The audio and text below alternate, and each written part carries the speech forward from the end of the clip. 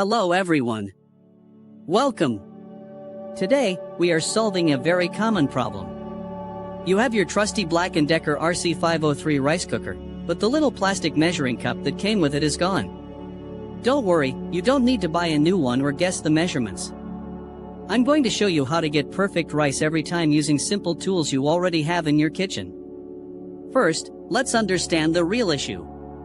That missing cup isn't a standard American cup. It's a traditional Japanese rice measurement, which is much smaller, holding only about 3/4 of a standard US cup. This is why using a regular kitchen cup and trying to match the lines inside the pot often leads to mushy or undercooked rice.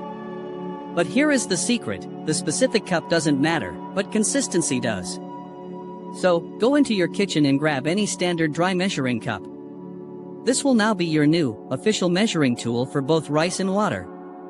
The easiest way to get started is with the golden ratio for white rice. It's the 1-to-1 method.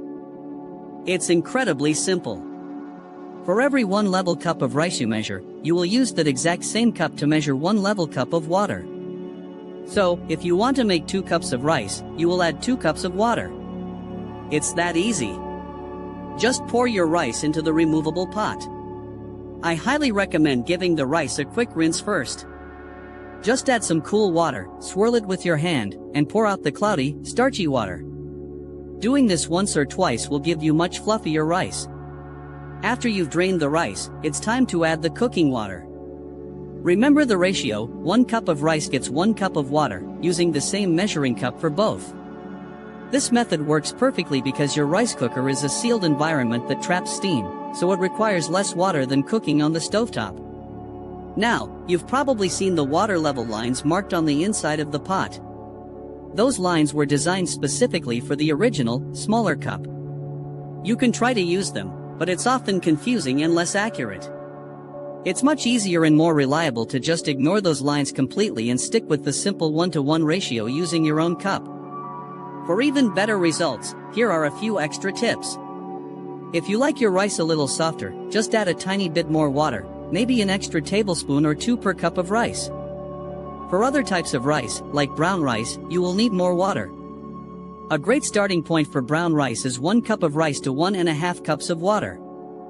Finally, and this is a crucial step, once your rice cooker clicks off cook and switches to warm, let it sit.